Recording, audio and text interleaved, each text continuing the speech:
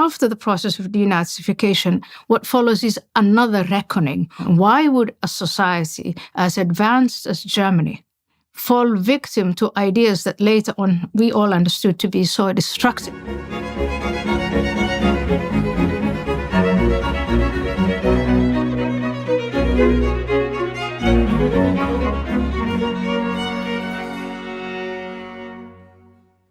Hello, everybody.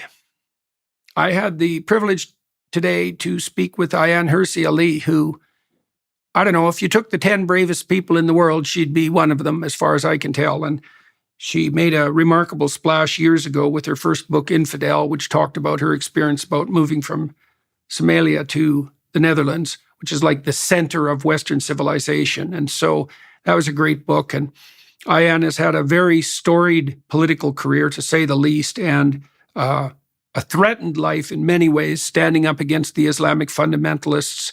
She's recently converted to Christianity, which is also a stunningly brave move for someone in her situation. And she's launched a new enterprise called Restoration, which is a Substack media enterprise designed to make a case for the necessary primacy and, bedrock, foundational necessity of the presumptions of Western civilization. And so we had a chance to talk about all that. And so I would say it'll be 90 minutes well worth your while with the additional conversation that I had with her as well on the Daily Wire side. So welcome, everybody. Listening to Ayaan, that's always worthwhile. She's a real force of nature. And so, as I said, it was a privilege to talk to her again. All right, so you've recently announced a new writing and media endeavor, and I've been following that quite avidly, particularly on Twitter, and so called Restoration. And so do you want to tell us how that came to be and what it is and what you're hoping to accomplish with it? Well, restoration, I think the word says it. It is, my mission is to restore our institutions that you and I love to their original missions, ideas, our culture, the origins and history of our culture, institutions like the family, schools, the university, democratic institutions, what political parties are supposed to do, what our governments are supposed to do, what they're not supposed to do. And then discourse. A lot of us have been talking quite a bit about freedom of speech and the institutions that protect freedom of speech, the free press. All of these have been, in my view, they've been subverted. There's been an effort to subvert our institutions. And we're in a place now where we cannot communicate with people we disagree with or we have a different perspective from without immediately seeing an enemy status in them. And I think the first and most important thing to do is to bring back that civic discourse. When I came to Europe in 1992, and over the course of the first 10 years of my residence there, conversations between people who disagree with one another were seen as what defined Europe and what defined the West and what made it different from other places. And now look at where we are. And so restoration is an attempt to awaken people to recognize what's at stake and then to restore, in one word, to restore sanity. Okay, so you brought up a lot of points there, and I want to delve into them one by one. I guess I'll start with an overarching question and then drill in a little bit. Do you find yourself surprised to have developed the beliefs that you have developed? I mean, in your description of your project, you pointed to the dissolution of civic discourse, the threat to democratic institutions, the threat to our culture, the collapse of freedom of speech. And those are all of those are serious charges, right? Especially, let's say, the observation of subversion. And it's difficult to, it's easy for the apprehension of something like subversion to be tossed into the conspiracy theorist bin. Let's say that. I mean, and the things that you've been writing about in Restoration and pointing to, they're quite dramatic. And so let's do two things. The first is, why don't you talk a bit more about what you mean by subversion, where that might be stemming from, right? Because that's a mysterious question. And then also address the issue of whether or not you find yourself surprised to be in the position that you're in, having to say the sorts of things, let's say, that you're saying to me now. So let's start with subversion.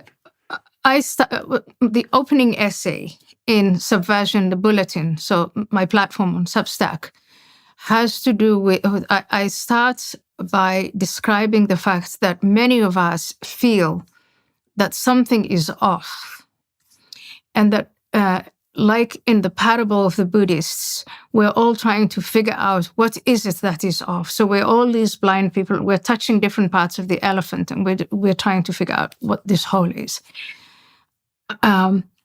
When I look at these, take any list, I'm in the academic world, and I see what has happened to academia from the time I came as a student in 1995 in the University of Leiden to my present role at Stanford.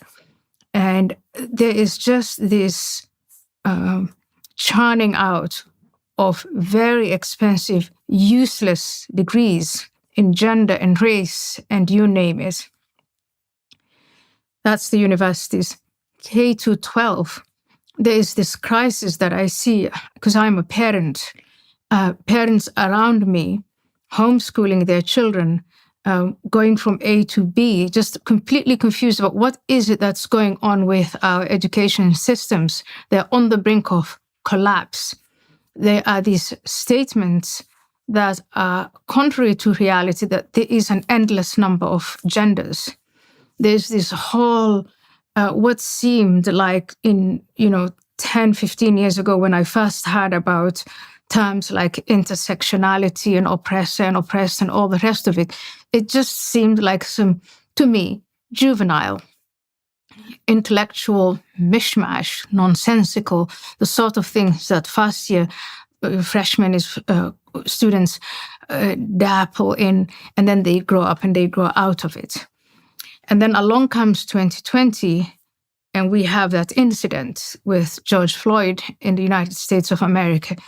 And what then happens is what I only can describe as a revolution, because we went full on with the defund the police, let's abolish SATs and other standardized tests. Mathematics is racist. Everything is racist. And this clearly demolition of ideas and institutions of like the family, education. And I'm looking at this and I'm thinking, this is familiar. And let's pay attention to the people who are leading the charge in these projects to destroy the structures and the institutions that have served us so well. And on the one hand, you have this identity politics, cultural Marxists that have developed these elaborate theories that they call critical theories. And it's not a conspiracy theory, Jordan. They state it as clearly as possible that they want to bring down, they point to all of these injustices and they say the answer to all of this is to bring down these structures and destroy them. And then on the other hand, I see the Islamists, and the Islamists have never really been dishonest. It was always in your face, but they first tried many years to bring down our system through terror. in terrorist plots and relentless terrorist attempts, and they failed at that. We are militarily and economically and technologically superior to them. And so obviously they went down the path of dawah, which is a religious subversion, which is, it has a much longer timeline. And then, of course, you look at the CCP and Putin, and these are external adversaries, and they're looking at what's going on our soil domestically, and they would be stupid not to take advantage of that. So as I try to look into and analyze, again, think of me as one of the blind men touching the elephant, is to say, where have we seen this before? Now, communist attempts at subverting the West are as old as communism. They're as old as, the times of the Bolsheviks and Lenin and all the various Marxists. And when the Soviet Union was established, they had programs to subvert us, and it was mutual. We had programs to subvert them. So when you listen, I quote Yuri Bezmenov at length, where he describes their length. You just listen to him and the institutions that he describes and the intended effects of that kind of subversion, and it's right before your eyes. You don't really need a conspiracy theorist for that. The Islamists, it's the same thing.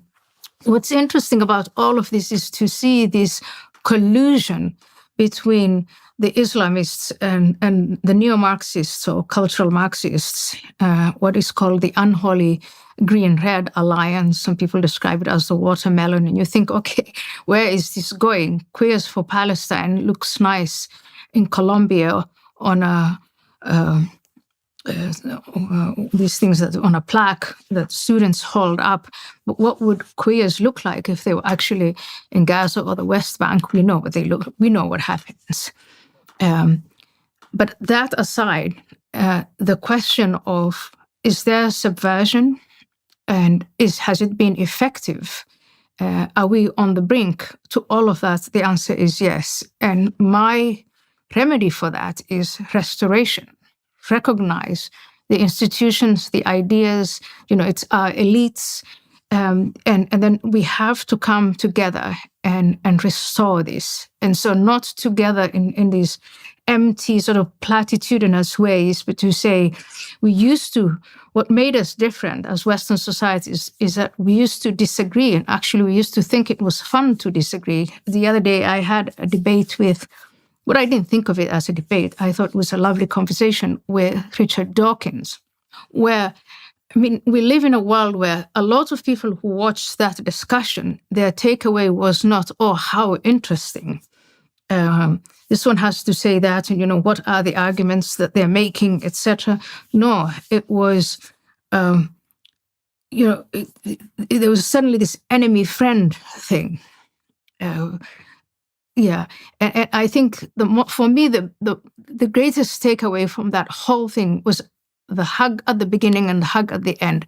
That it is possible to disagree on fundamental issues and continue to have that affection for one another. And if you don't want to have affection for one another, still, peaceful handshake.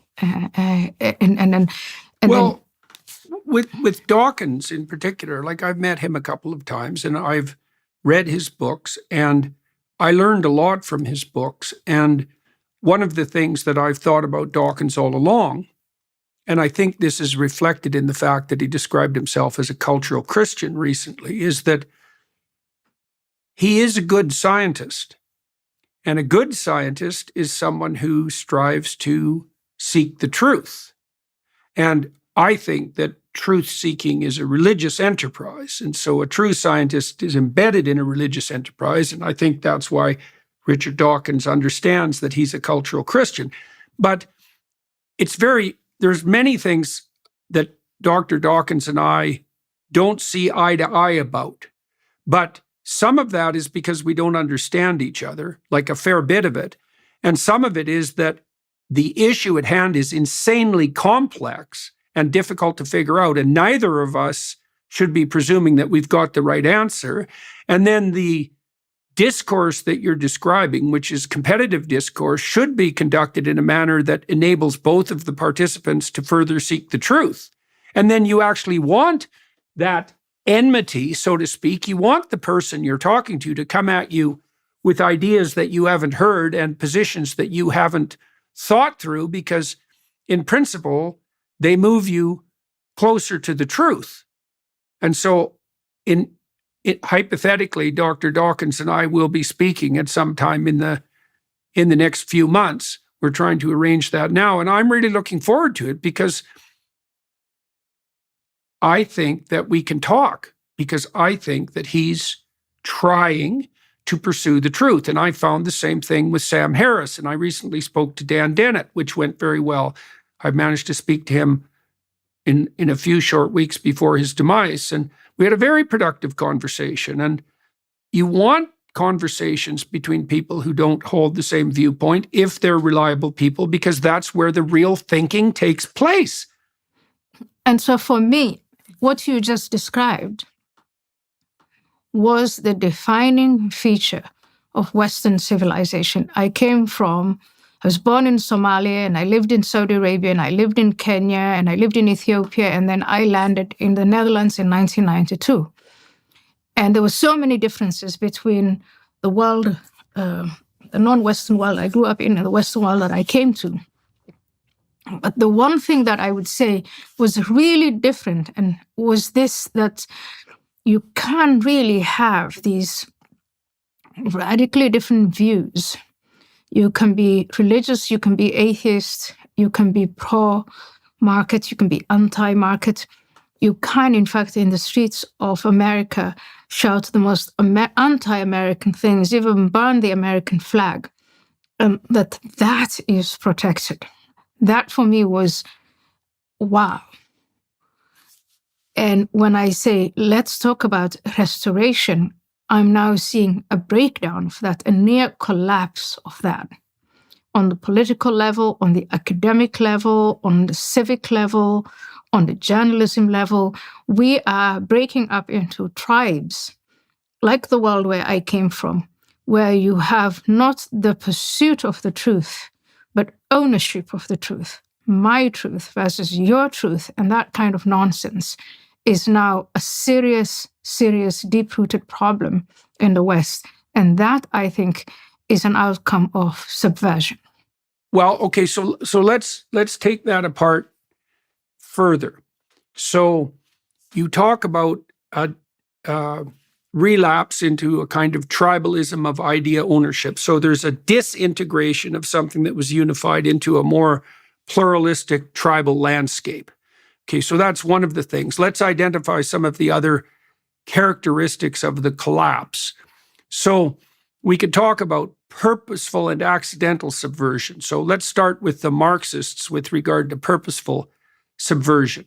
Okay, so Karl Marx split the world into oppressor and oppressed in an envious manner, presuming that all the moral virtue was with the oppressed and all the evil was with the oppressor, and that all could be understood from within the framework of economics. So the primary axis of oppression and oppressed for Marx was the economic axis, and he presumed that the reason that inequality between oppressor and oppressed exists was because of the structure of capitalism. At least that's what he claimed. Now, whether or not he believed that is a whole different issue. Okay, so now I want to take that in two directions. I want to point to how that's metastasized into what I think is less than ideally conceptualized as cultural Marxism.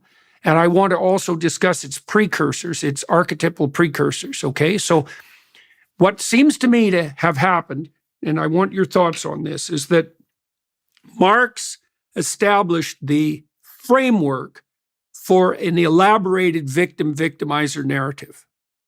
But he basically stuck to the economic realm when he made that case. Now, as the revolution unfolded, what we found out was that the subversion of the capitalist order in favor of the oppressed only produced the universalization of poverty and produced no viable redistribution of equity or income.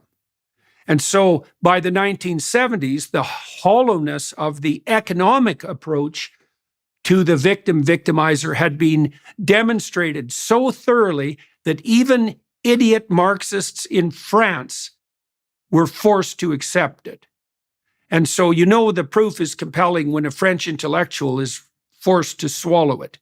And so then what happened, as far as I could tell, is the postmodernists, who were all Marxist at their core, decided that there was no utility in beating the economic inequality drum anymore, but that they could fragment the victim-victimizer narrative into a metastasis and say, well, the basic idea that it was a power dynamic that ruled everything was correct.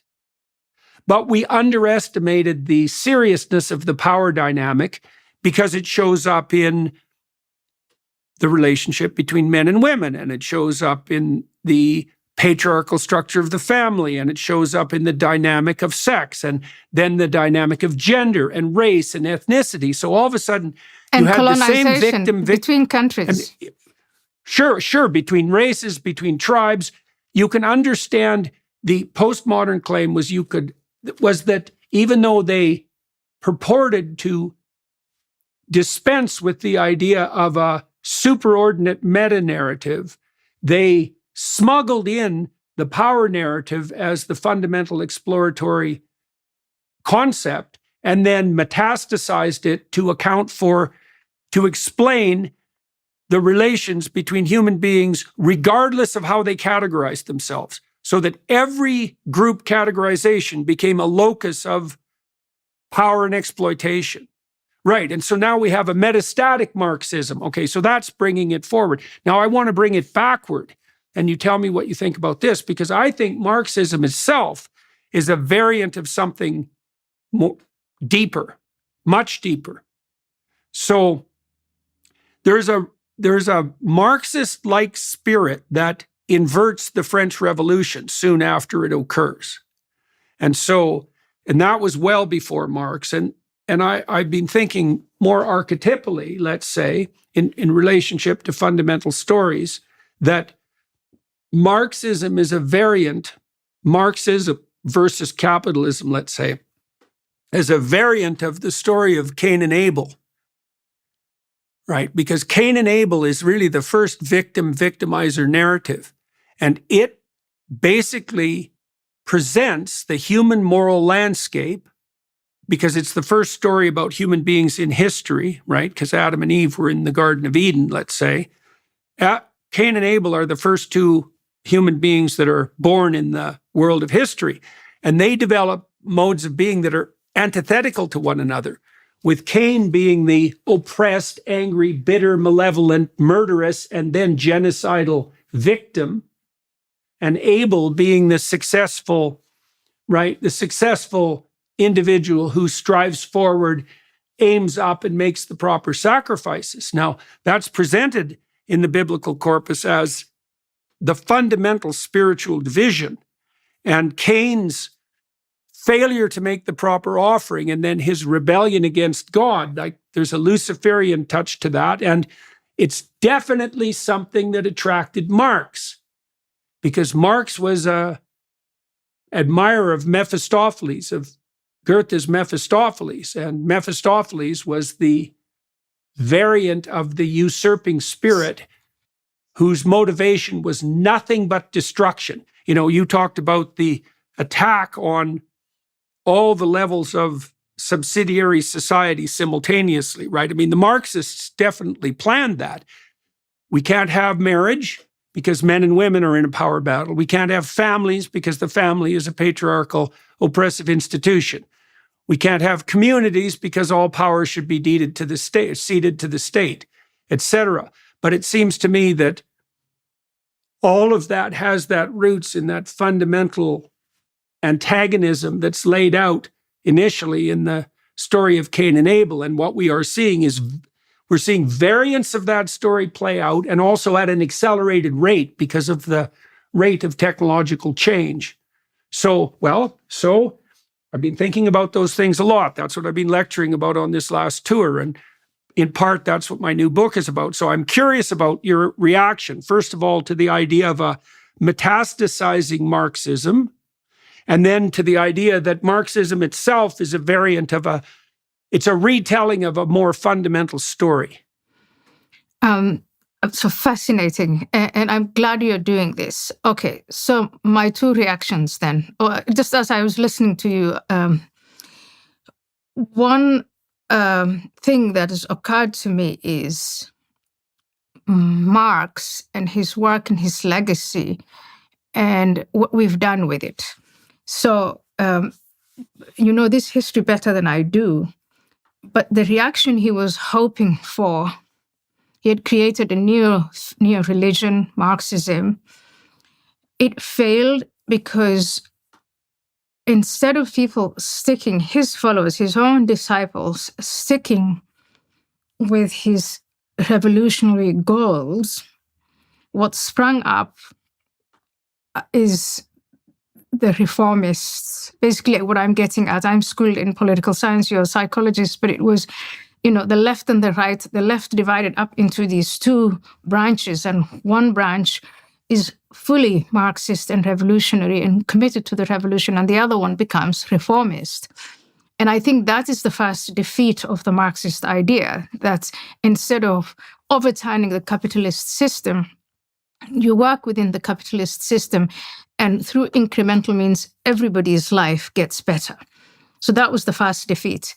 Up until 1989, that whole economic argument of take from the rich, give to the poor, falls apart when it becomes, I think, obvious if you stick with the material economic, the economic topic, that the Soviet Union collapses.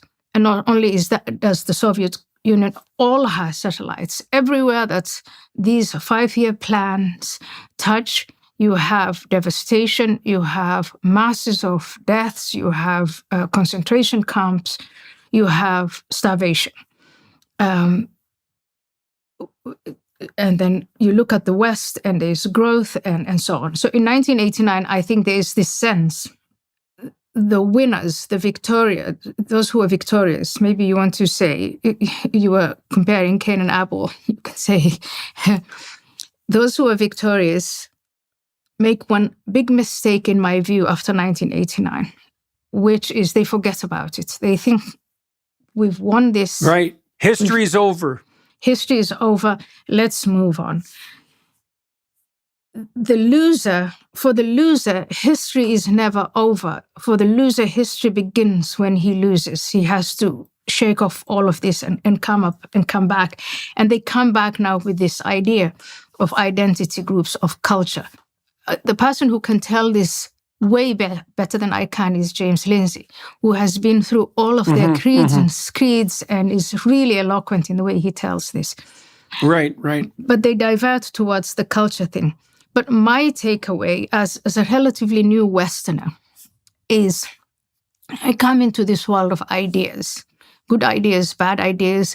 I'm 22 years old. I'm trying to find an explanation for why are these rich countries rich and powerful? Why are poor countries poor? I was a Muslim, so it's like if I have God's last prophet, God's last book, God is on my side, then why are we poor and miserable and so on? And so in that world of ideas, in the 1990s, when I'm going to university, I'm acquainted with the idea of National Socialism that nearly destroyed European society and Western society. And what follows after the defeat, listen to this, Jordan, after the defeat of National Socialism, what happens is an intense process of denazification. In fact, using some of the tools of subversion that Bezmenov speaks about. And after the process of denazification, what follows is another reckoning of what was National Socialism and why would a society as advanced as Germany fall victim to ideas that later on we all understood to be so destructive. This is in my classrooms, okay? This is what's happening. I come into the West just as it's going through that reckoning of the idea. And the idea is forensically scrutinized, and it becomes, after we fully understand what Hitler's ideas were, that this is something that would never and should never happen again. Now, this is something we did not do to communism. Right. So Definitely not, yeah. After the fall of the Soviet Union, there was no campaign of decommunization or demarxification of everything and anything. There was no reckoning. So up until, I think, 2002, 2003, we were still finding individuals who had been found to be active or sympathizers with Hitler. We were trying them still. We were still trying to go after them and put them in jail. But we never did anything of the sort with Marxism. So the first thing I noticed, the big thing is, of course, this terrible idea keeps recurring. And it metastasizes and it manifests itself in different ways, because for the young generations, it never really has been here. This is what Marxism led to. The death toll. I mean, we all have been schooled in how many people actually died. But more interesting, I think more fascinating, is the Nazi psyche. Do you know, we explored it to the point that right now, there are conversations we can't have without everyone referencing Nazism. In fact, I think one of the reasons why Europe is completely paralyzed when it comes to the issue of immigration is because there is this terror, this fear that they might fall again into that nasty collective madness of putting people in concentration camps. We haven't done that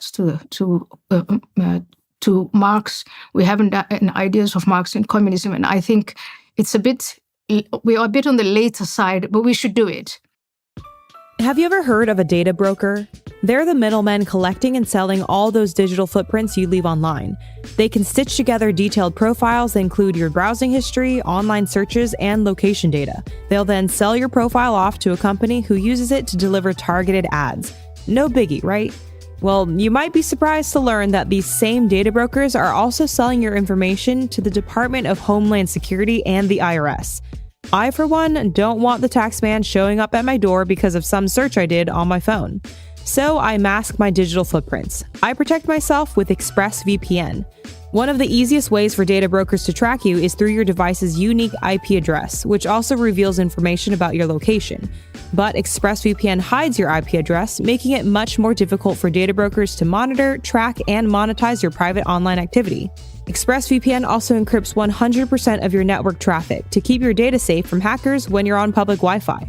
ExpressVPN works on all of your devices: phone, laptop, tablet, you name it. Just tap one button to turn it on and you're protected. It's that easy. Protect your online privacy today by visiting expressvpn.com/Jordan. That's expressvpn.com/Jordan, and you can get an extra 3 months free. expressvpn.com/Jordan. Well, okay, so you've got two issues there that run in parallel, because three. So the first is your observation that we assumed too prematurely after 1989 and the collapse of the Soviet Union that the spirit of communism was dead and buried. Right. Now, if that spirit is a reflection of something far deeper, say like the eternal antagonism between Cain and Abel, then it's not going to be dead and buried, or at least it's not going to stay buried without a lot of work. And your point is, well, we didn't do that work. Now, we might have thought that the object lesson of the collapse of the Soviet Union, plus the capitalist transformation of China and the triumph of the democracies, was enough evidence that the West had something right.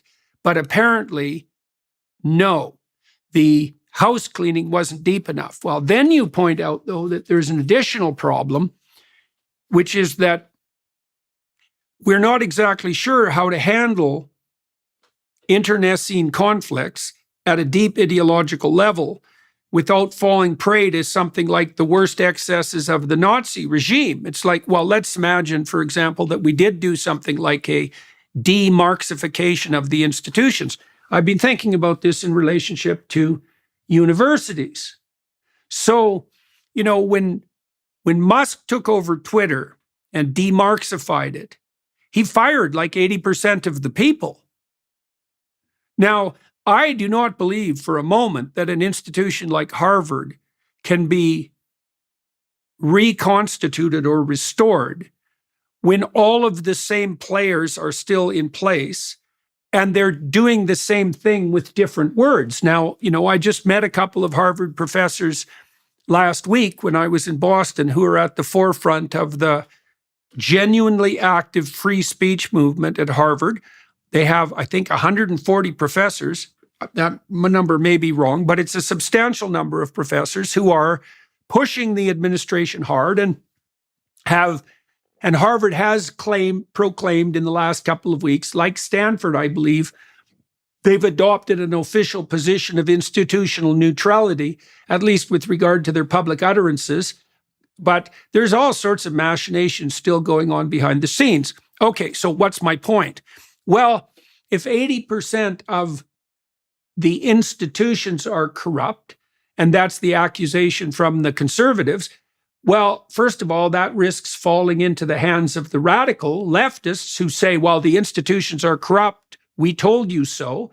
And so that's a big problem. But even worse, it's like if the corruption is as pervasive as you indicate, and I have every reason to agree with you, then how is it even possible that these institutions can be restored and reconstituted? And how is that possible without us falling into something like ideological persecution? Like I watch Chris Rufo in Florida, and I think Chris is aiming up, and I like Ron DeSantis and think he's got a good moral keel, but I could easily see that their attempts to exert legislative control from the top over the universities could easily devolve into a counterproductive witch hunt.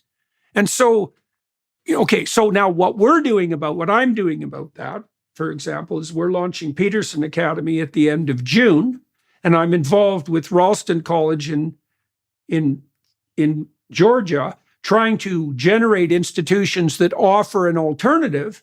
But I don't have any idea at all how the institutions that are already in place can be de-Marxified. So you have your restoration enterprise, and that's devoted to the same thing, but that doesn't help us with the nitty-gritty here. It's like the K through 12 education system is completely dominated by the worst possible students of the worst faculty at the university, the faculties of education. That's been going on for 4 generations, and it's completely corrupt at every possible level. Okay, what the hell do you do about that in a manner that doesn't become oppressive and tyrannical in and of itself? So have at her. What are your thoughts about that? What I found wonderful about Bezmenov's layout is that it allows you every time to take a step back so that you don't become part of the subversion process yourself with what you're doing.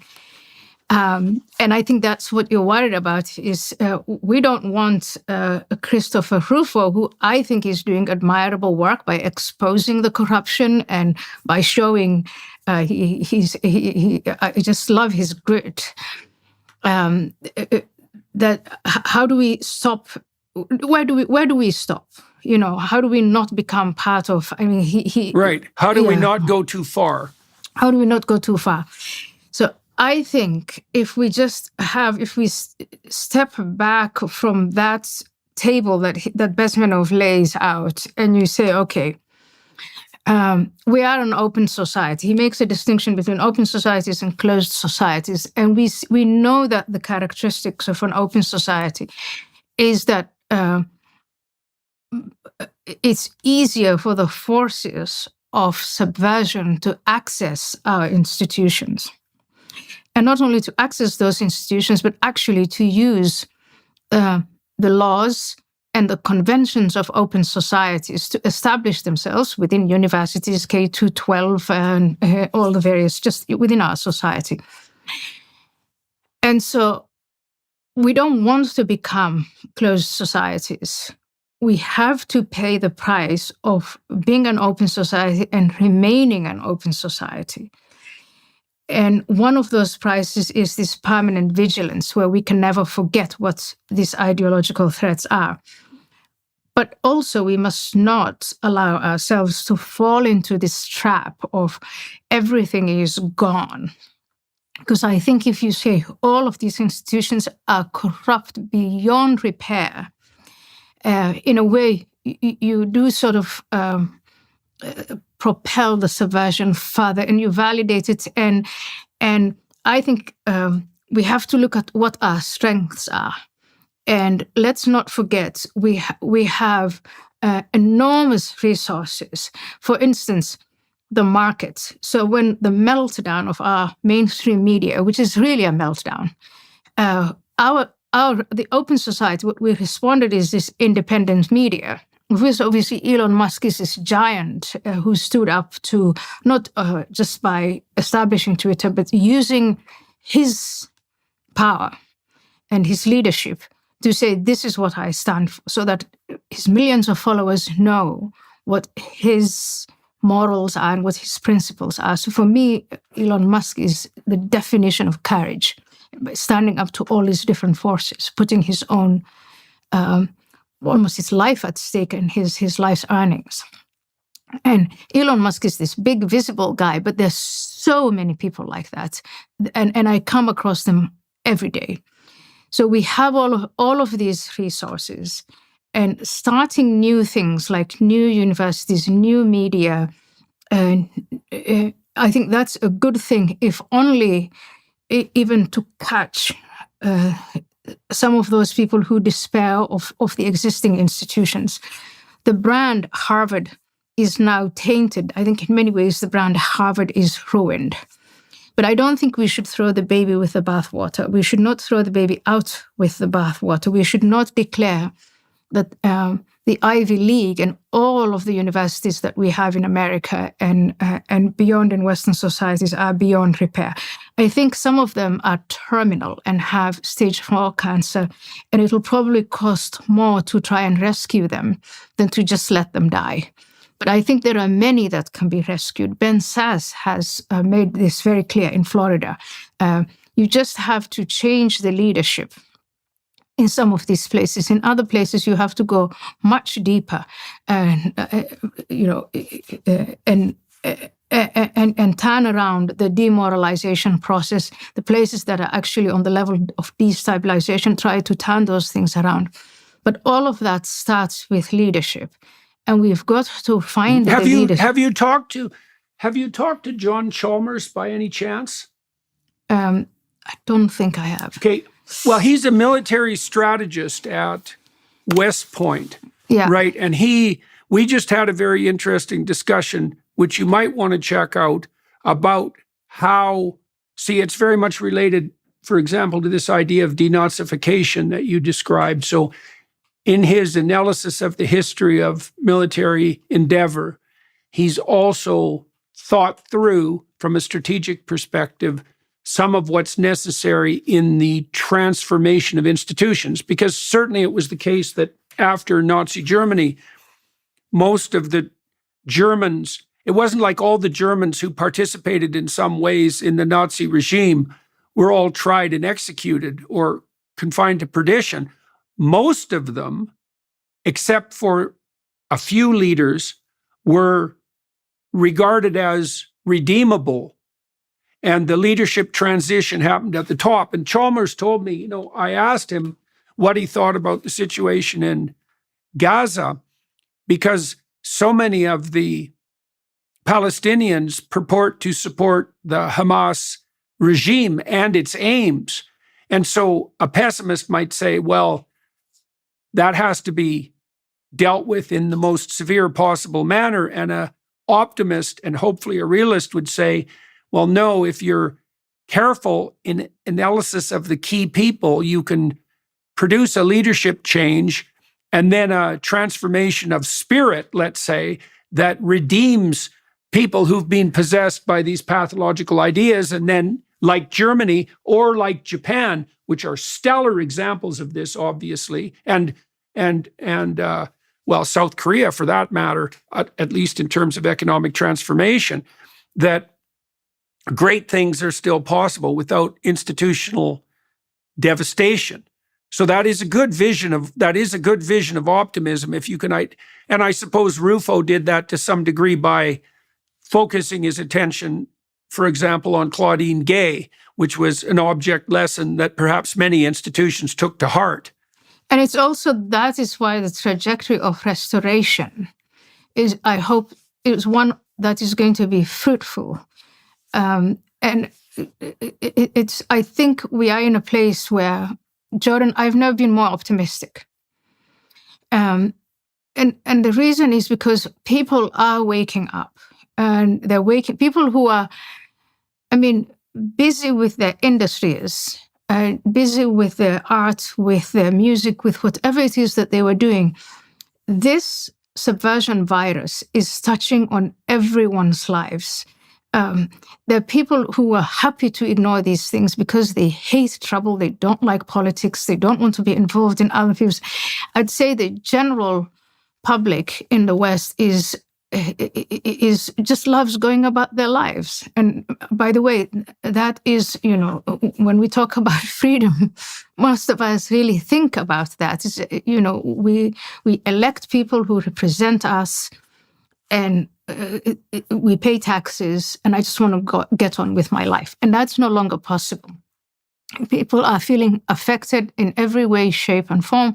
October 7 opened the eyes of many people. Our friend Barry Wise, I remember, she said everyone went to bed on October 7 and was, what did she say? Went to bed as a liberal and woke up as a conservative. Or yeah, you can put it, we'll see.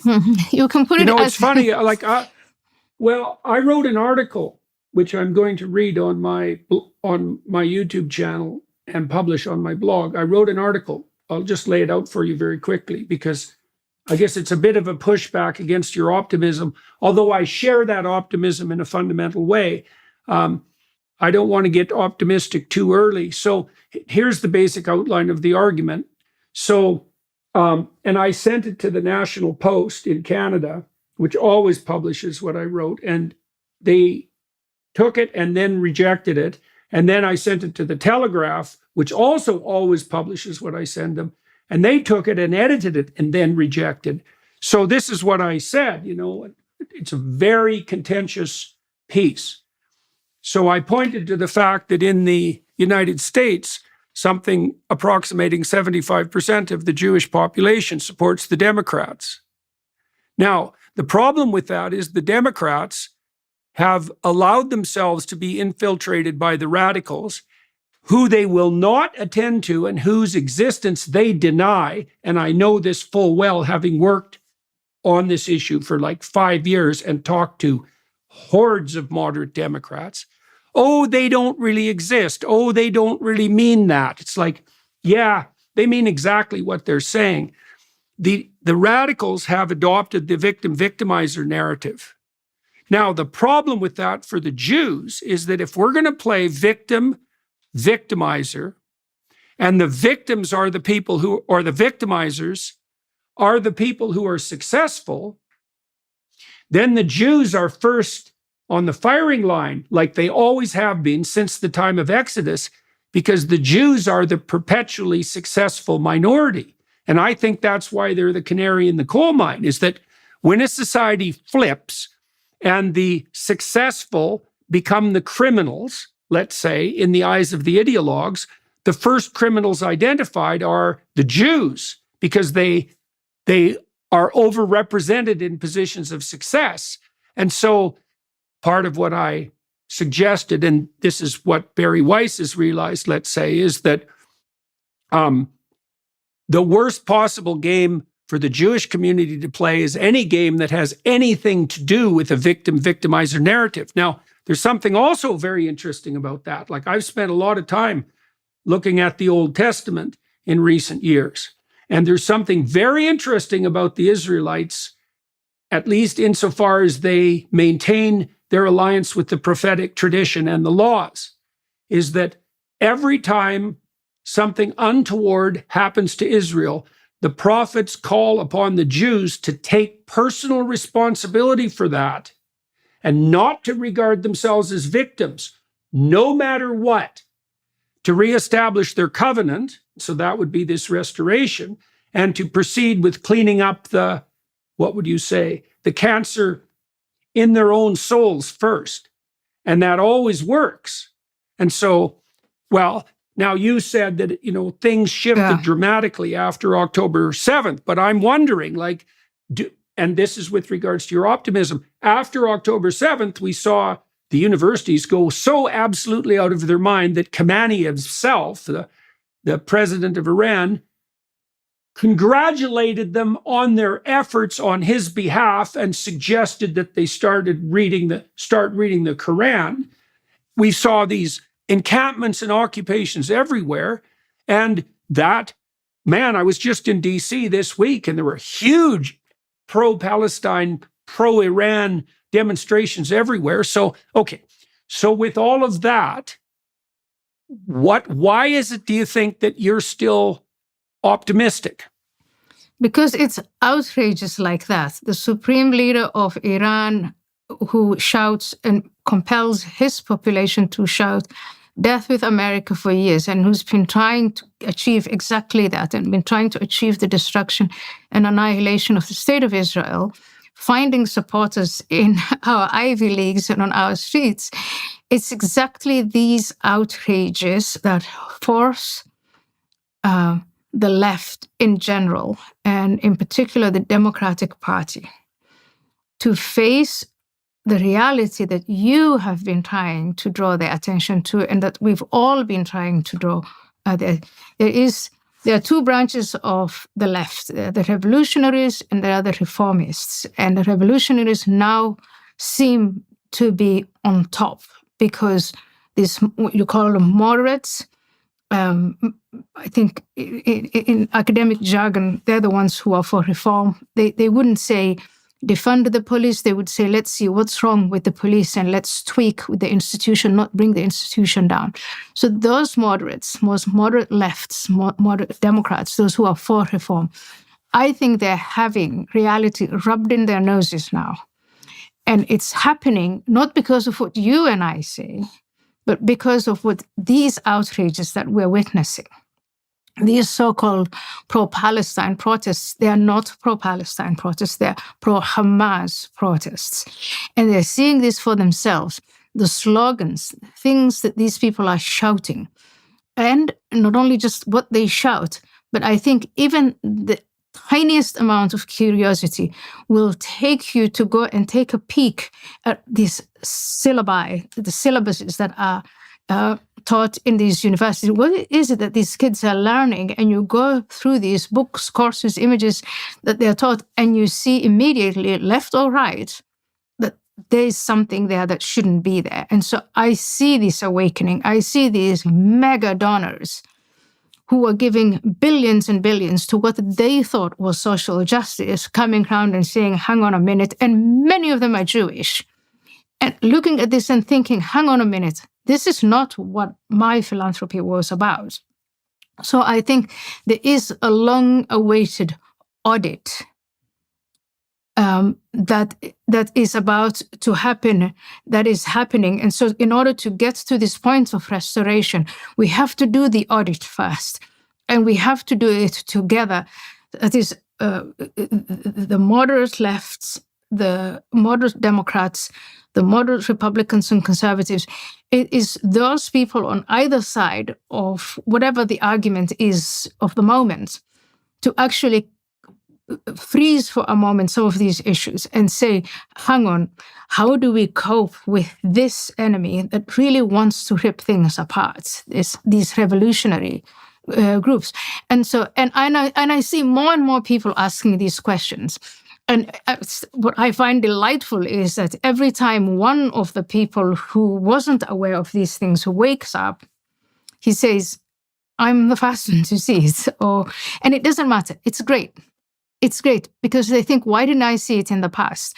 I was having conversations in 2005, 2006, that if the Islamist-driven anti-Semitism continues unchecked in that infrastructure of da'wah, where they're building mosques and madrasas and preaching, and then it went online, if that goes unchecked, all you have to do is compare the numbers, the number of Jewish people in the West versus the increasing number of Muslims that are being radicalized through these dawah efforts and people who are converted into Islam.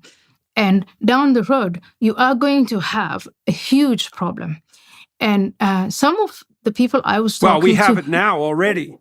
But I was saying this in 2004, 2005. Oh, yes. Yes, of course. So, and the reason for having those conversations was they were making demands. The political Islamists were making demands that the Holocaust cannot be taught in school. They're not talking about Muslim schools. They're talking about public schools in the Netherlands, in France, in Germany, etc. And the leaders of that time were, through consensus, trying to be nice and accommodating, were saying, all right, then, we'll just not teach that. That is 2004, 2005. They were shouting Hamas, Hamas, Jews to the gas. They were disrupting the commemorations to the death of the people who died during the Second World War. And all of that was, at that time, 15, 20 years ago, it was seen as it's going to pass. The longer they live here, the more they will integrate and assimilate. They will become like us. Now, 20 years on, no, we are becoming like them. And there are people who are waking up. Well, the same thing's true of China. Oh, yes. Right. We assumed that if we brought China into the West, that China would become Western. And what's happening instead is that at the first hint of serious trouble, let's say the pandemic, the so-called pandemic, we became China. And so, it's not obvious at all that the CCP is budging, and it is absolutely obvious that they're building the Eye of Sauron and would like to produce a totalitarian state so absolute that we can hardly even comprehend it. And they're a long way ahead with doing that. Sleep is the foundation for our mental and physical health. In other words, you've got to have a consistent nighttime routine to function at your best. But if you're struggling with sleep, then you've got to check out Beam. Beam isn't your run-of-the-mill sleep aid. It's a concoction carefully crafted to help you rest without the grogginess that often accompanies other sleep remedies. A bunch of us here at the Daily Wire count on Beam's Dream Powder to knock us out and sleep better through the night so we can show up ready for work the next day. Just mix Beam Dream into hot water or milk, stir or froth, and then enjoy before bedtime. Then wake up feeling refreshed without the next day grogginess caused by other sleep products. Dream contains a powerful all-natural blend of reishi, magnesium, L-theanine, apigenin, and melatonin to help you fall asleep, stay asleep, and wake up refreshed. And with it now being available in delicious flavors like cinnamon cocoa, chocolate peanut butter, and mint chip, better sleep has never tasted better. And today, listeners of this show can get a special discount on Beam's Dream Powder. Get up to 40% off for a limited time when you go to shopbeam.com/Peterson and use code Peterson at checkout. That's shopbeam.com/Peterson and use code Peterson for up to 40% off. Okay, so let me to ask you, let's turn a bit here. We've done a bit of diagnosis. We've talked about the pervasiveness of the problem. We've talked about your hypothesis that we have to do a very careful consideration of the current circumstance and identification of the leaders, let's say. We have to confront face-to-face the pervasive subversion of our institutions. We have to separate the wheat from the chaff and reestablish them. And we have to move towards restoration. You can see in that sort of a confession, what would you say? A confession, and a move towards atonement. And so on the restoration side, so let's delve into that. Now, the first question might be, well, what exactly are we restoring? And I've been talking to some of the principals at the Alliance for Responsible Citizenship about exactly this in the last weeks, trying to plot our way forward. And so in the Alliance for Responsible Citizenship, we identified 6 or 7 key domains, right? Restoration of the nuclear family, apologetic support for the idea that the nuclear family is the minimal viable social unit, right? We support for the notion that energy should be made as low cost and freely accessible and easily accessible to people within a market framework as possible, so that we can work towards eradicating absolute poverty. Environmentalism as stewardship and not as, what would you say, apocalyptic fear-mongering in the service of the tyrants. Concern about globalization and regulatory capture and fascist corporate capitalist collusion. The telling of a better story. And we've more recently agreed that all of that is integrated into something approximating, let's say, your vision of restoration, is that we're trying to put the underpinnings of Western civilization back in place and trying to make a very strong case, including to people like Richard Dawkins and Douglas Murray, and even you in some ways until recently, let's say, that there is a relationship between the foundations of Western culture and something that's even deeper, that's not political. And so that's the next thing I wanted to talk to you about. So, and maybe we could approach that. I guess we could approach that personally. Now, for a long while, in my understanding, after you moved to the West and you became more acutely aware of the advantages of free discourse and of the tyrannical aspect of the philosophical milieu that you'd been raised in, you were an admirer of the West, but also attracted towards the more atheistic philosophy, let's say, that was put forth by Dawkins and Harris and Hitchens and the horsemen of the atheist movement. And so, do you want to walk us through that a little bit, if you would? And before that, I had read Jonathan Israel. Yeah, I mean, we don't have much time. So, and I don't want to make a caricature of this, of what I believe is a very important, if not the most important aspect of the restoration, is the roots, to seek the roots. I say Christian, sometimes we say Judeo-Christian roots of what has made the foundations on which these societies are built. Yeah, well, we'll take the time. I'm not going to rush you, for sure. I'd like to let this unfold because it's crucially important. Yeah. On the personal side, as I have told it a few times, and it's very, very personal, I have had my own awakening that has to do with my mental breakdown, depression, anxiety, all of these things, the meaning and purpose of life, and not finding, I just couldn't find it. I didn't find it in the material world. And to give you an example, if you think of someone like me who comes from, I grew up in a childhood where there was very little. Little of everything, little food, little water, no water. I mean, we didn't have running water. Scarcity. There were people who were poorer than us, but we were poor. I remember books. I loved books, and they weren't books. So, sometimes I would finish a book that I borrowed or that we borrowed from the library, and the last few pages, which is where the resolution of the story is, would have fallen out of that book. And I would go to a bookshop, pretend I was buying the book, actually read the last pages in the bookshop, and then leave until our Indian booksellers noticed what we were doing and chased us out of the...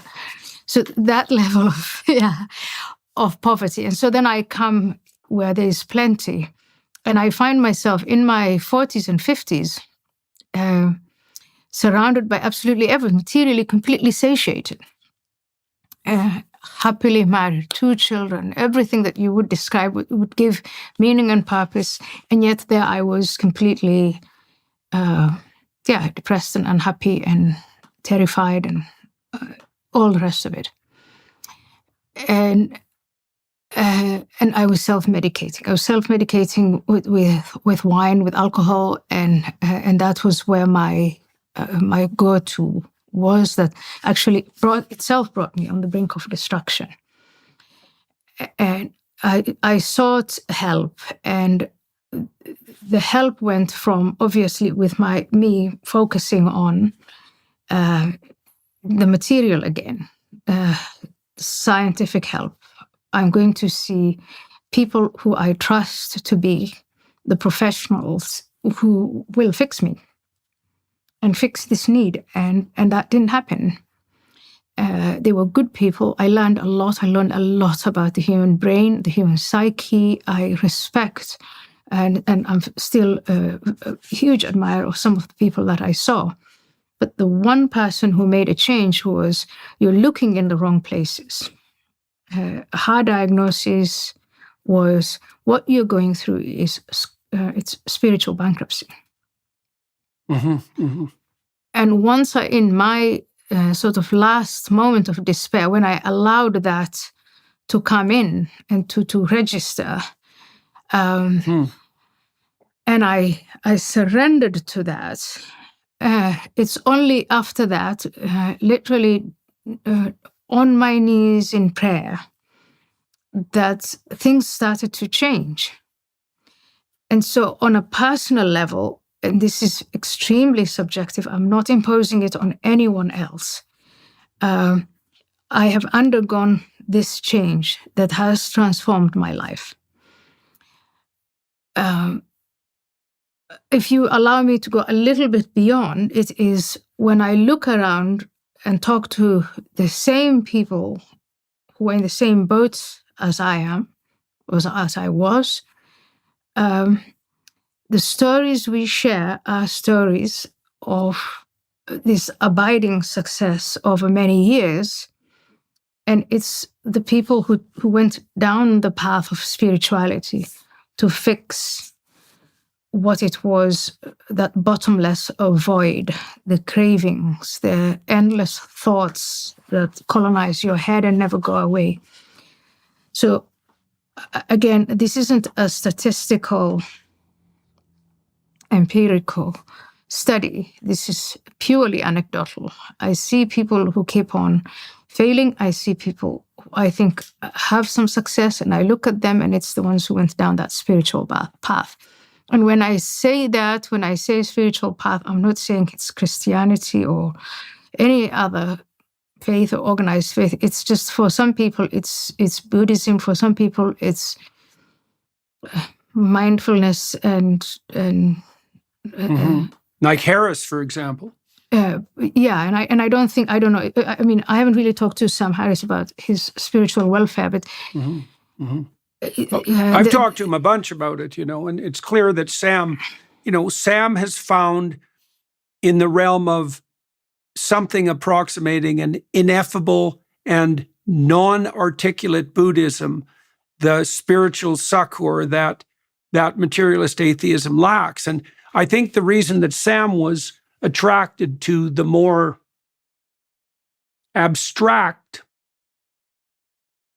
religious domains of experience, the ones that aren't articulated into a creed, which is something he really still rejects, is because Sam knows perfectly well that if the transcendent that he's making contact with through his meditative practice was transformed into a creed, that his ravenous Luciferian intellect would just shred it in a moment and he'd be right back where he started.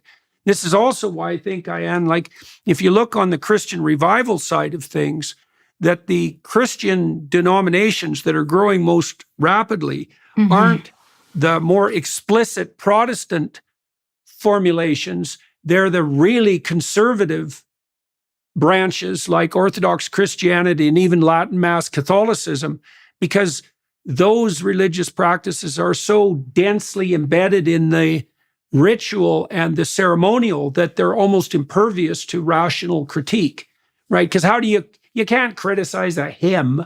You can't criticize a beautiful building. Like, they speak for themselves. And so let me ask you a personal question. If you're perfectly I want to welcome not comment to answer it, on Sam and See, Yeah. I think Sam is he's just got this commitment to the pursuit of truth. And so I haven't spoken to him since my conversion, and I'm going to make the effort. I've been very busy. I know he's also very, very busy, but I would be really fascinated to have a conversation with him about it, because yes, that's necessary. He is just so committed to it. And so when we talk about these different levels of consciousness and different levels and planes of perception, I am so curious to know what he thinks of that, what he would say about that. I've spoken to Richard. Yeah. Richard is also another pursuer of truth. And I think in many ways that's why Richard has come to the conclusion that he is a cultural Christian, and that Christianity has a value in that sense. But again, I really do want to separate these two things where I'm still at heart a classical liberal, in the sense I really do want to respect people's conscience and people's perceptions and the way people live. And so I'm in no way imposing anything, saying, I've gone through this terrible experience and I've come out of it, and now, heavens, everybody has to come to Christianity. That's not what I'm saying. I'm saying in my work, in the realm of ideas, and in this quest to understand subversion, who is subverting us, and all of this, Christianity is one of probably the most important idea for us to grasp. Even if I were an atheist, I would say that. The most important ideas to grasp, because it takes us to the roots of our civilization. And if you want to reject parts of it, that's okay. But I think the wholesale rejection of Christianity and its legacy is precisely what brought us where we are. That's why we're in the sorts of trouble we are in. Are you or someone you know fighting the battle against cancer? For the last 25 years, Invita Medical Centers have been pioneering personalized, cutting-edge treatment programs for patients all over the world. Invita has been the leader for patients looking for advanced immunotherapy and genetically targeted therapies, all while focusing on fewer side effects and better patient outcomes. As a global leader in oncology care, Invita is committed to healthcare freedom for all. They've spearheaded a revolution in employer health insurance options, empowering companies to provide their employees with access to not only top doctors, hospitals, and technologies, but also the first of its kind nationwide personalized medicine coverage. Invita is doing all of this, plus offering significant tax and cost savings, full transparency, and liberation from the grip of commercial insurance carriers. Whether you're a patient in need or a company looking to break free of monopolized healthcare insurance, Invita could have the solution for you. To learn more about their treatment options, visit Invita.com or visit InvitaHealth.com to learn more about their company insurance programs. That's Invita, spelled ENVITA.com for treatment options, or InvitaHealth.com to learn more about their company insurance programs. One of the things that I've come to realize, tell me what you think about this. This took a lot of thought to conjure up. I guess it was brought home to me with particular force. I did a documentary with Jonathan Pageau in Jerusalem, and we walked the Stations of the Cross, and then we ended up in the Church of the Holy Sepulchre. And I learned some things about that church that I didn't know historically. So I didn't know that it was founded by Constantine's mother. And I didn't know that it was really the first Christian church. And it's on the site, it purports to be on the site of the crucifixion. Okay, so when I was there, a bunch of images. So I was in the church, and then I was in the center of the church, and then I was in a small room at the very center of the church that contained a cross, very elaborate cross. And so I was in the center of the center of the center of the center, let's say. And a bunch of things fell into place, realizations fell into place. So the first thing I understood was that European towns were based on the model that was, if not established, at least substantively elaborated upon by Constantine's mother. We have a ceremonial building in the shape of a cross at the center of the town. And so it's the staff in the ground around which the town is organized. And in the center of the church, we have an altar that's the center. And on that, there's a ritual of sacrifice being conducted. And so what we're acting out is the proposition that sacrifice is the core of the community. And so now I've been thinking about that biologically, because I'm an evolutionary psychologist, let's say, at least in part. And what I've come to understand is that there's no difference between the process of true cortical maturation and the process of self-sacrifice. They're the same thing, because to be in a community, you have to give up you have to offer up what's narrowly individual, right? So when you socialize a toddler, you help the toddler integrate his or her primordial biological urges, their intrinsic hedonism. You help them integrate that into a framework that enables them to understand that they have a future and can't act to destroy that, and understand that they have to exist in relationship to other people. And so that's a kind of harmony. It's a sacrificial harmony. And so what that means, if that's true, and I can't see how it can be not true, is that society itself is based on the principle of sacrifice. Work is sacrifice, because you sacrifice the pleasures of the moment to the community in the future, right? And the community itself is a form of sacrificial organization.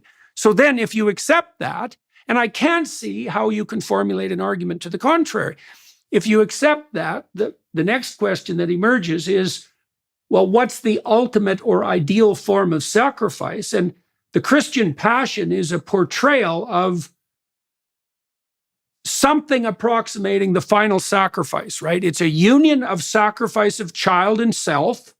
So those are the two most brutal forms of sacrifice. It's an rejection of power in relationship to that sacrifice. So there's no indication whatsoever that the fundamental uniting principle of the Christian world is power. Quite the contrary, because Christ never resorts to power regardless of the provocation. And so what we have at the core of our culture is the recognition that sacrifice is central, and then the elaboration of a pattern of ultimate sacrifice that involves something like exposing yourself to the full force of mortal vulnerability and the full reality of evil. That's the harrowing of hell. And as far as I can tell, I've written all this out in great detail in this new book of mine, by the way. As far as I can tell, I can't see anything about that that's not in keeping with what we know at the deepest levels in the world of evolutionary psychology. And I can't see anything about it that's erroneous on the conceptual side. Because how could community be anything other than the result of the sacrificial gesture on the part of the individual? I mean, if you're a wife, you sacrifice your whims to the marriage. Yeah. If you're a mother, you sacrifice your narrow self-interest to your children. If you're a family in relationship to other families, you sacrifice the narrow interest of your family to the harmony of the community, and so on, all the way up the subsidiary hierarchy. And, you know, at the end of Tolstoy's Confessions, I don't know if you ever read that, but it details something very much like what you described happening to you. So Tolstoy became suicidally desperate at the height of his fame and earthly material success. He was an unbelievably rich man. He was known all over the world. He was a great literary figure. People compared him to Shakespeare. He had a wife and a flourishing family. Like, on the purely material front, Tolstoy had it nailed. And he was so suicidal that he was afraid to walk alone around his estates. And he had a dream, and this is how Confessions end. He dreamt that he was suspended in an immense space, and he was looking down into the abysmal, bottomless pit of despair, let's say. But he was suspended, and he turned around and looked up and realized that there was a cord around his waist made of gold, and the cord extended upward into the sky past where he could see. And so he was suspended over the abyss of despair by a relationship with what was transcendent and highest, right? It's like an image of Jacob's ladder. It's that extends up into the ineffable stratospheres that is our ally, you might say, is our ally against what? The terror of mortality and malevolence. And as far as I can tell, too, that's not some ignorant superstition. That's a foolish way of considering it. It's actually the way the proper order of the cosmos is constituted. And okay, now you talked to Dawkins, right, publicly in New York, and you were friends, I believe, and Yes, I we are presume friends, still yes. are. And so, Yes. yeah. So tell me about that conversation and how it went and what you concluded. And it's such a fascinating thing to have happen. And I'd love to see you talk to Sam Harris.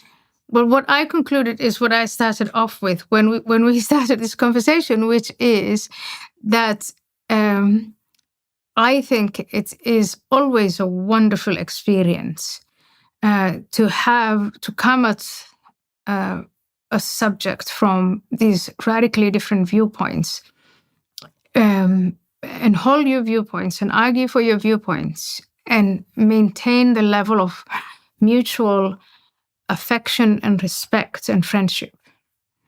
And so for me, that was really, it was very, very important that Richard and I demonstrated that. And again, that's what we're trying to restore. What else? Richard ended with a sentence, if you watch that, where he says, okay, so he's not convinced. He thinks, of course, it's a heap of nonsense. But still, he says he does recognize the difference between Islam and Christianity. He does recognize the threat of political Islam. And his conclusion was, maybe we should take something small to inoculate us against the larger virus. Now, different people may take that differently, but I think that's coming You mean from... like a wafer, something small like a wafer, like that small, you mean? Yeah, well, that's exactly the symbol. That's the mustard seed that Christ talks about, right? That's something small. It's like, it's small, all right, but it's alive, and don't underestimate its power. And so see, the thing that I see as telling about Dawkins, I wouldn't say admission, but realization, right, that he's a cultural Christian. It's like, okay, when you're pushed against the wall, would it be the Christians or the Islamic fundamentalists that you choose? And Dawkins looks at that and he thinks, well, I can't even talk about the Islamic fundamentalists, and at least I can criticize the Christians. So there's something they're doing right. It's like, okay, there's something they're doing right. Yeah, okay, that means there's a right there that isn't in the other domain, the domain of fundamentalist power, let's say. Well, what is that leaven, that small thing that makes Christianity in its Western form preferable to fundamentalist tyranny? Well, it's not something little. It's something absolutely fundamental and vital, right? And so it seems to me that it's incumbent on Dawkins to really understand just exactly why, when push comes to shove, that he's a cultural Christian. And so, well, I'll leave that. Well, yeah, and I think also, so my other takeaway was that we were coming at it from, I was an atheist just like him, and I didn't, when I was an atheist, did not accept the existence of these different planes of consciousness or perception or what have you. Didn't have the language for it. And by the way, I was also in a state of rebellion. I was, and I didn't want that. And so the statements, all religions are the same, were ones that I sort of lazily accepted. And I think Richard now recognizes, no, not all religions are the same. A, and B, I hope that he also recognizes, I don't know, we didn't get anywhere with that, but I think the conversation started with, there are different ways of appreciating reality. And, we cannot have an experiment that will measure as accurately as possible the impact of music on your psyche, on your perception, or the appreciation of works of art. So there are so many ways of appreciating reality that is not, the purely Reducible. naturalistic, empirical science, the falsifiable and the verifiable. There's that whole story of what if we rewind the tape? Would things look the same or not? We can't do that. And so it's also, we've got to be very careful because I think we are having discussions about religion and history and so on, and we're using the standards of today. This is one of the things that I think is despicable about the woke, is they haul people from the past and judge them by the merits and by the standards and by the insights of today. Yes. Well, and the people doing that comparison always come out ahead on the personal side, which is, a little bit on the suspicious. You might regard that as a rather suspicious endeavor. If you're playing a game you always win, you might ask yourself whether or not you're just playing it so that you always win rather than to get at the truth. I mean, it's pretty fun for an undergraduate to presume that they're the moral superior of George Washington, let's say, or Winston Churchill. I mean, what a deal. You're 18, you have an idiot professor who talks to you for 10 minutes, and your first revelation is that you're better than the best men of the past. Yeah, that's a little bit too attractive for my liking, I would say. Yeah. So I don't know how we veered from this, but I think what you just said also goes to the classics in general, the ditching of the classics, where we said, oh, well, okay, look at the list of books that students are to read, and it is Maya Angelou, Shakespeare out. Let's read Maya Angelou. Right. Same thing. That's part of the death of God. Yeah. Yeah, I don't want to say anything. I'm not saying there's anything wrong with Maya Angelou. I think she's done a fantastic work, but she's no Shakespeare. And, we should be able to have the courage to say we are not going to remove Shakespeare or Dante. Well, right. Well, that's part of the undermining of the fundamental traditions. That's part and parcel of this decimation of the institutions at every level. It's part of total revolution, the total revolution Marx called for, and the upending even of the norms of sex identity by the queer activists, let's say. It's complete chaotic revolution. Yeah, and it's got to stop. So let me ask you another difficult question, if you don't mind. Maybe we'll close with this one. I was ill during the time the Abraham Accords were established. And when I kind of woke up and was healthy again and saw what had happened, I thought it was something approximating a miracle. And I was amazed that it wasn't front page headline news in every country in the world, because I think what the people who formulated the Abraham Accords achieved was the closest thing to a foreign policy miracle that I've seen in like 70 years. And so now, and then part of the reason I'm optimistic at the moment, like you are, is that despite October 7th, the Abraham Accords have held.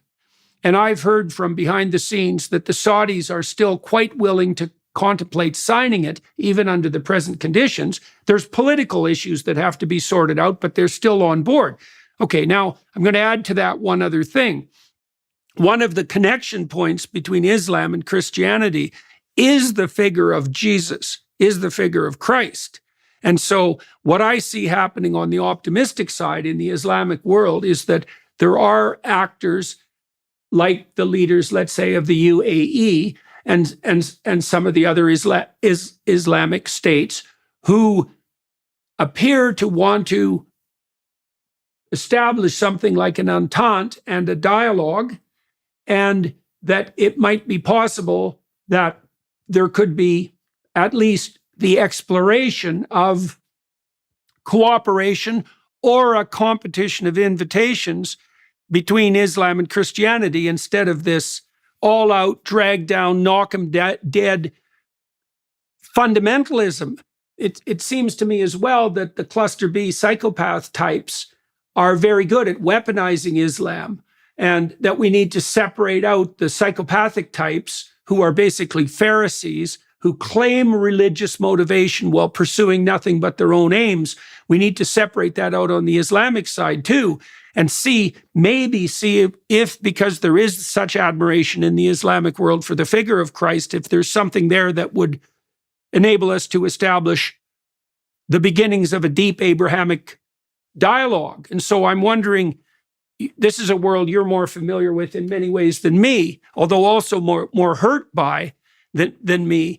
I mean, what do you think of the Abraham Accords? And do you have any optimism on the side of entente, let's say, between Islam and Christianity, or between Islam, Christianity, and Judaism, to broaden the net appropriately?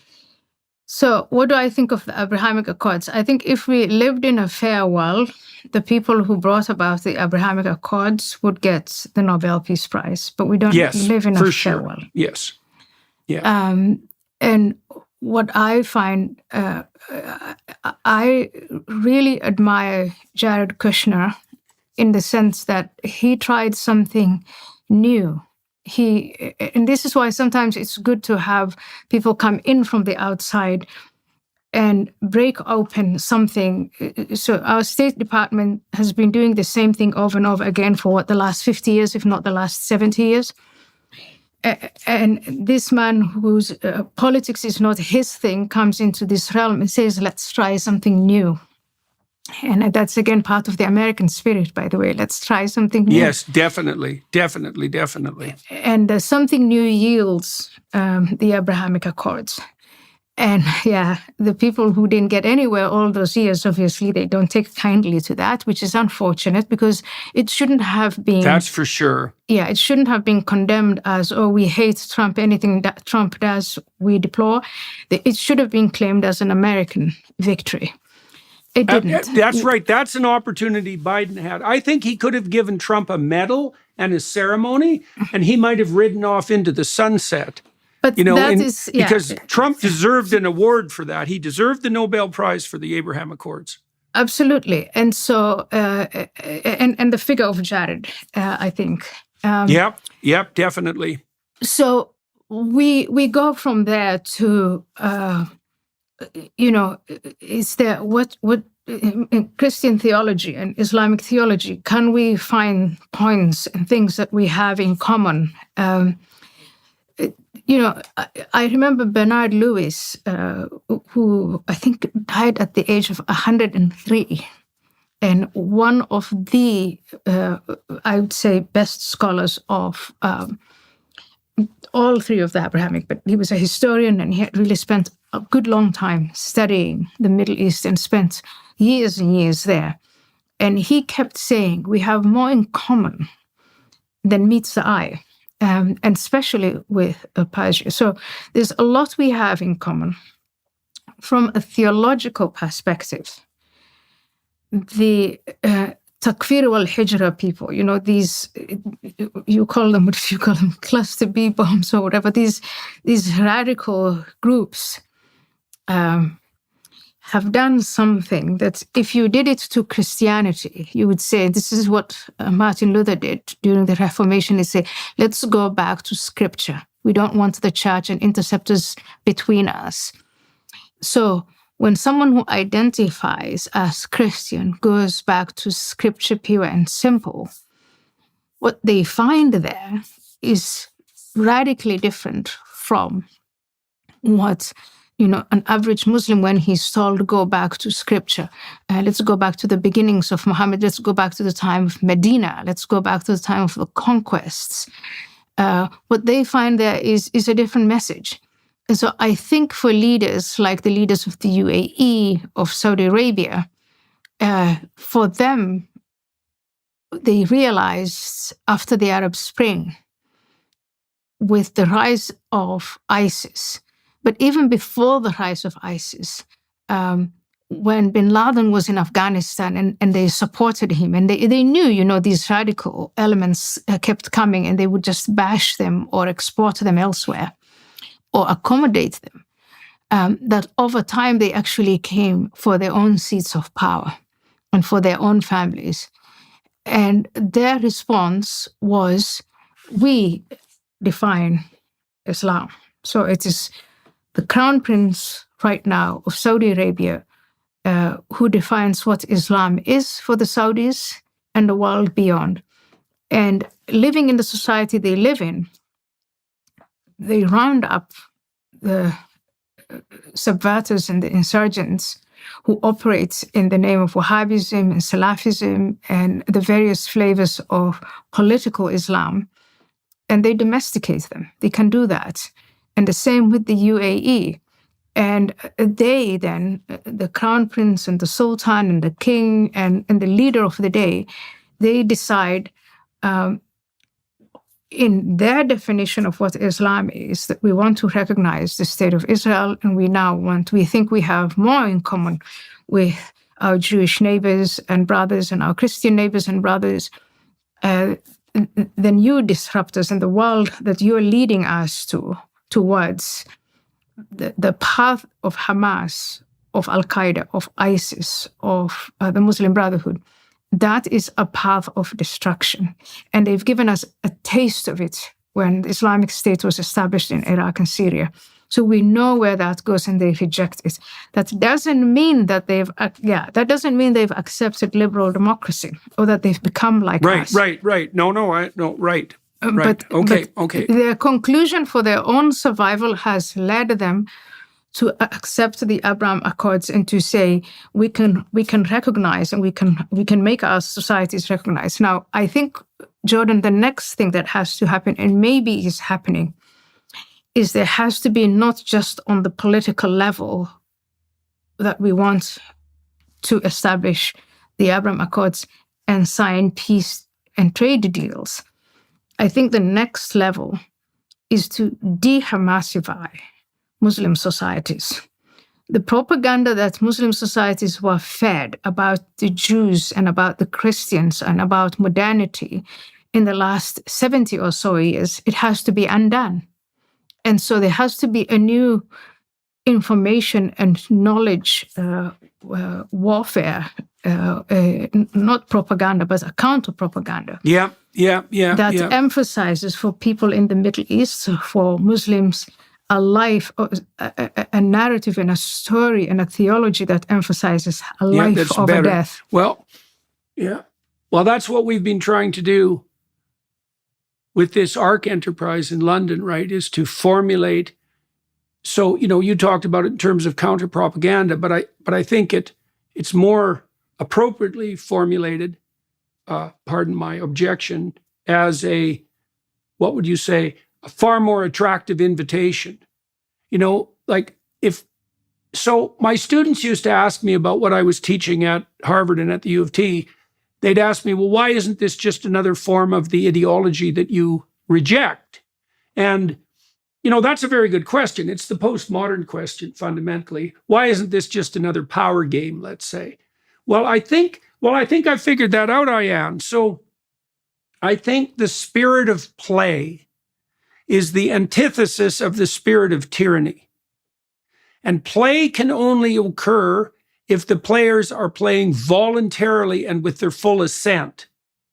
And so you can tell an ideology from an invitation, because an ideology manipulates and compels, but an invitation offers the possibility of joint, mutual, voluntary play. And so, what we've been struggling with at ARC and what I'm trying to do in my lectures is to formulate an invitation, right? A story that's attractive and believable enough so that all other competing ideological stories are revealed as corrupt, inadequate, and anxiety-provoking and hopeless. Yeah. And so I think we could, in this restoration project, let's say, because I think we share the same vision on that front, it's very useful to understand that the best form of counter-propaganda is a much better invitation that's actually real and believable. Yes. For example, who would oppose, if they had any sense, the idea that we should drive energy costs down so that we could eradicate absolute poverty? Like, what? You might say, well, that's not practical, and fair enough, we could have that discussion, but I think it is highly practical and also completely possible. And so I can't see why left and right alike can't get on board with that. It's not like right-wingers who have any sense like the fact that there are poor people. They might be inclined to presume that some of the poor deserve to be poor because they're really not putting their best foot forward. But by the same token, most conservative types are perfectly cognizant of the fact that to some degree, economic fate is arbitrarily distributed, and we should do some work to try to ensure that the poor thrive. And so the restoration should be an invitation, right? This is a better way. Yeah. Here's the better way. I think the best way, the first step of restoration is to bring these people together in the same room. I think for me, the assumption is the moderates on either side, they have more in common than yes, definitely. And there's some of these problems. Imagine, we're not talking about, Harry Truman had to consider whether or not to throw the bomb. Roosevelt had to consider whether he wanted to enter the war or not. Winston Churchill had to consider whether to declare war or not because Chamberlain was there saying, let's accommodate and appease and so on. The Soviet Union, Pigs of Bay, you remember the leaders in the Oval Office, some of the considerations that they had to make. We're not there. Our problems compared to that of previous generations these things are so easy to address. The problem is, I don't know, part of it is subversion and part of it is this re-tribalization of Western society, is that we hate the other one so much that we're willing to destroy. It's not even about the issue anymore. It's about the person. And so I think the first step is to restore the humanity of the person on the other side. Yeah, well, that's a turn the other cheek. That's a turn the other cheek ethos, right? Is that what you want to work for, if you can, if you have any sense, is not the eradication of your so-called enemy, but what would you say, his redemption in a manner that allows you both to cooperate and compete peacefully and productively. That's a much better aim. And your point is, well, we're not so much at each other's throats that there's blood in the streets. And so we could still have the conversations, the difficult conversations and the negotiations and extend the accords across the warring tribes. And I do think that's possible. Absolutely. But look at our, where we are with our technology and where we are with our economy and where we are with, we just have, for me, I think we just have an overflow of resources and even human resources, the smartest people in the world. And still, again, look at the whole world still wants to come here, regardless of the problems we have. So it is like it's easy, I think, right now to come back from these stages of demoralization and to some degree, destabilization. That's a very good place to end, I would say, this discussion, at least for everybody watching and listening. I'm going to continue talking to Ayaan on the Daily Wire side.